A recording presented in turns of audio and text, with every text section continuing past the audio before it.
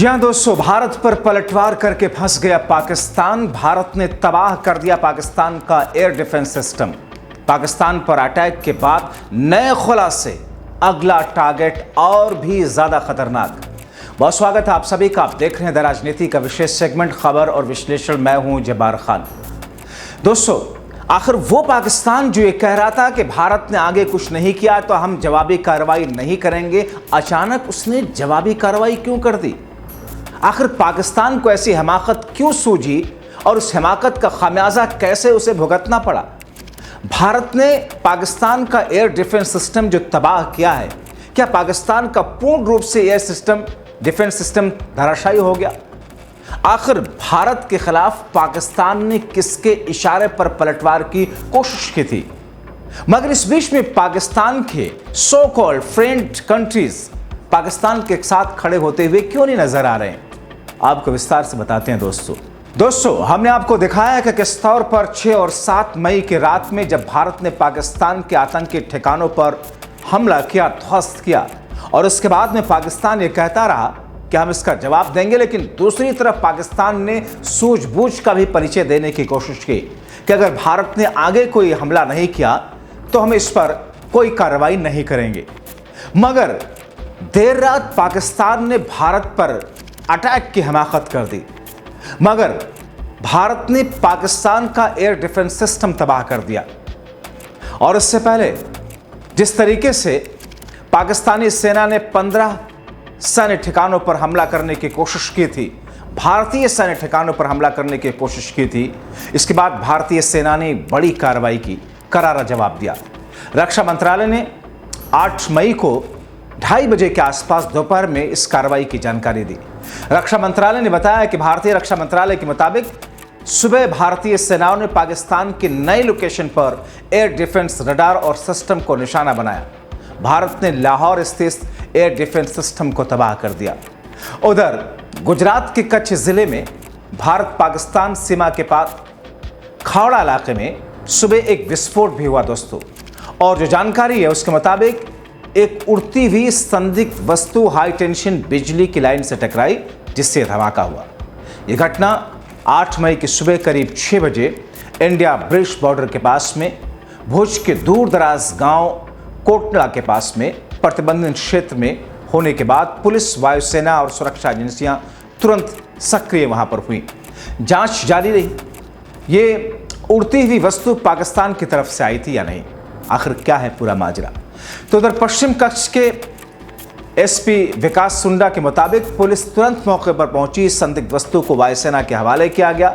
इसकी जांच बीएसएफ मिलकर के और वायुसेना कर रही है। सुरक्षा एजेंसियों को अलर्ट पर रखा गया दोस्तों। उधर बात करें अमृतसर की, तो अमृतसर के 3 गांव में गुरुवार को मिसाइल के टुकड़े मिले। अमृतसर ग्रामीण के एसएसपी मनिंदर सिंह ने कहा कि आर्मी को इसकी जानकारी दे दी गई। बताया जा रहा है कि मिसाइल भारत और पाकिस्तान दोनों ही देशों की सेना इस्तेमाल करती है। आशंका है कि पाकिस्तान की तरफ से हमला किया गया हो, लेकिन भारत के एंटी मिसाइल सिस्टम ने इन्हें आसमान में ही न्यूट्रलाइज कर दिया। इससे पहले बुधवार और गुरुवार यानी कि वेडनेसडे और थर्सडे की रात 1:02 से लेकर 1:09 के बीच अमृतसर में 6 बार धमाकों की आवाजें सुनाई दी थी। इसके तुरंत बाद ब्लैकआउट किया गया था। हालांकि अमृतसर पुलिस कमिश्नर गुरप्रीत सिंह भुल्लर ने कहा कि ग्राउंड चेक में किसी भी तरह के हमले की पुष्टि नहीं हुई। धमाके की आवाज सोनिक ग्राउंड से हो सकती है, साउंड से हो सकती है। सोनिक साउंड तभी सुनाई देता है जब किसी विमान या वस्तु की रफ्तार 1225 किलोमीटर प्रति घंटे की तेजी से ज्यादा तेज हो। आमतौर पर यह फाइटर जेट्स के कारण होती है दोस्तों। इस बीच में पंजाब के फिरोजपुर में बॉर्डर सिक्योरिटी फोर्स ने एक घुसपैठिए को मार गिराया। सूत्रों ने जिस किस्म की जानकारी दी कि 7 मई की रात को अंधेरा का फायदा उठाकर एक व्यक्ति ने इंटरनेशनल बॉर्डर को पार किया। बॉर्डर सिक्योरिटी फोर्स की तरफ से बढ़ते हुए बीएसएफ फायरिंग में उसकी मौत हुई। उसका शव गुरुवार सुबह पुलिस को सौंपा गया। तो उधर इंडिया नेपाल बॉर्डर पर हाई अलर्ट है दोस्तों। सुरक्षा बल कड़ी निगरानी कर रहे हैं। बिहार के पूर्वी चंपारण जिले में रक्सौल बॉर्डर पर चीन के 4 नागरिकों को उधर गिरफ्तार किया गया। ये अवैध तरीके से भारत में घुसने की कोशिश कर रहे थे। इसके पास में वीज़ा नहीं थी। सशस्त्र सीमा बलों ने इन्हें गिरफ्तार किया।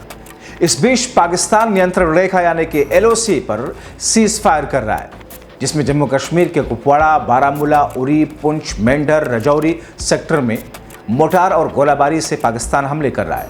उधर विदेश मंत्री S जयशंकर ने ईरान के साथ में बातचीत में 8 मई के दौरान ऑपरेशन सिंदूर की जानकारी दी। उन्होंने कहा कि हमारी सेनाओं ने सिर्फ आतंकी ठिकानों को निशाना बनाया।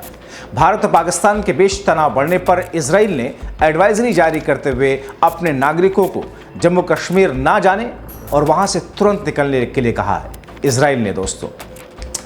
उधर भारत और पाकिस्तान के बीच बढ़ते तनाव को लेकर के संयुक्त राष्ट्र महासभा के अध्यक्ष हैं फिलिमोन यांग ने चिंता जताई है। दोनों देशों से कहा कि वो संयम बरतें, स्थिति को तुरंत शांत करें। फिलिमोन यांग ने सभी तरह के आतंकी हमलों और आम लोगों पर, नागरिकों, ठिकानों पर हमलों की कड़ी निंदा की। उन्होंने कहा कि भारत और पाकिस्तान के बीच मतभेद को सिर्फ बातचीत और अंतर्राष्ट्रीय कानून के तहत ही हल किया जा सकता है। यूएन जनरल असेंबली के अध्यक्ष फिलिमोन यांग ने कहा, मैं भारत और पाकिस्तान के बीच बढ़ती दुश्मनी बहुत चिंतित हूं। उससे दोनों ही से संयम बरतने, तत्काल तनाव कम करने की अपील करता हूं। मैं सभी आतंकवादी हमलों, नागरिकों, बुनियादी ढांचों पर हमलों की निंदा करता हूं। मेरा विश्वास है कि संयुक्त राष्ट्र चार्टर और अंतर्राष्ट्रीय कानून के मुताबिक बातचीत और कूटनीतिक शांति और स्थिरता एकमात्र तरीका है। दोस्तों ऑपरेशन सिंदूर के बाद में हरियाणा अलर्ट पर है, हाई अलर्ट पर है। गुरुग्राम में डॉक्टरों की छुट्टियां कैंसिल है। डॉक्टरों को अलर्ट पर रहने के लिए कहा गया। इसके साथ ही सरकारी और निजी अस्पतालों को इमरजेंसी के लिए 25% बेड रिजर्व रखने के निर्देश दिए गए। चंडीगढ़ में सभी मेडिकल अधिकारियों, कर्मचारियों की छुट्टी तत्काल प्रभाव से रद्द कर दी गई। 24 घंटे की ड्यूटी करने के लिए तैयार रहने को कहा गया। नेशनल हेल्थ मिशन चंडीगढ़ के हेल्थ डायरेक्टर ने अपने आदेश में कहा कि किसी भी समय और किसी भी जगह ड्यूटी के लिए बुलाए जाने पर तुरंत रिपोर्ट करें। फोन कॉल का तुरंत जवाब दिया जाना जरूरी है। ऐसा न करने पर सख्त अनुशासनात्मक कार्रवाई की जाएगी। ऑपरेशन सिंदूर के बाद में राजस्थान से सटे पाकिस्तान के गांव में सेना का मूवमेंट हो रहा है। इसके चलते राजस्थान करीबन 1100 किलोमीटर लंबे पूरे राजस्थान से लगे बॉर्डर को सील किया गया। जमीन पर BSF तो आसमान पर एयरफोर्स अलर्ट पर है। वेस्टर्न सेक्टर के सभी एयरबेस हाई अलर्ट पर हैं। यहां से दिन रात कॉम्बैट पेट्रोलिंग की जा रही है। दूसरी ओर जमीन पर BSF ने अपनी गश्त बढ़ा दी। इसके लिए अतिरिक्त जवानों को तैनात किया गया है। बीकानेर, किशनगढ़, जोधपुर एयरपोर्ट से 10 मई तक सभी फ्लाइट ऑपरेशन बंद कर दिए गए। जयपुर एयरपोर्ट से आज यानी कि 8 मई को 4 फ्लाइट्स को कैंसिल किया गया।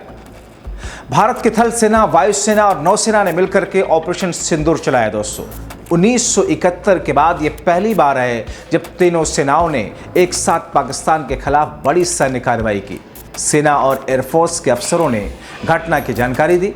देश के इतिहास में पहली बार प्रेस कॉन्फ्रेंस में आर्मी और वायुसेना की महिला अफसरों ने ऑपरेशन की जानकारी दी। आर्मी के कर्नल सोफिया कुरैशी और एयरफोर्स के विंग कमांडर विमिका सिंह ने ऑपरेशन के बारे में बताया। विदेश सचिव विक्रम मिस्री भी उस वक्त मौजूद थे। लेकिन जिस अंदाज में, जिस तरीके से इस पूरे अटैक के बाद में पाकिस्तान भारत पर अटैक करने के लिए सोच रहा है, या जिस तरीके से उसने हमला करने की पहल की जवाबी कार्रवाई के तौर पर, तो उस पर भारत ने पाकिस्तान के एयर डिफेंस सिस्टम को ही तहस नहस कर दिया।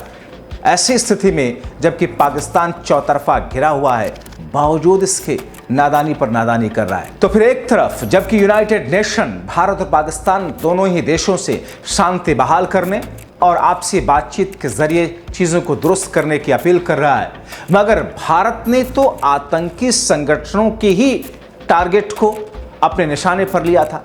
भारत ने न तो आर्मी के लोगों को, ना ही आर्मी के ठिकानों को टारगेट पे लिया, ना आम लोगों को ठिकाने पर लिया। दोस्तों भारत ने तो महज पाकिस्तान में, चाहे POK के अंदर हो या पाकिस्तान के अंदर हो, आतंकी ठिकानों या आतंकियों को ही अपने टारगेट पे लिया था। भारत में पाकिस्तान के ना आर्मी को टारगेट पे लिया, ना ही आर्मी के ठिकानों पर। मगर भारत के खिलाफ पाकिस्तान जिस तौर पर गोलीबारी कर रहा है, जिस तौर पर लगातार फायरिंग कर रहा है, जम्मू कश्मीर के पुंछ के इलाके में, जिसमें 15 से ज़्यादा लोगों की मौतें हो चुकी हैं।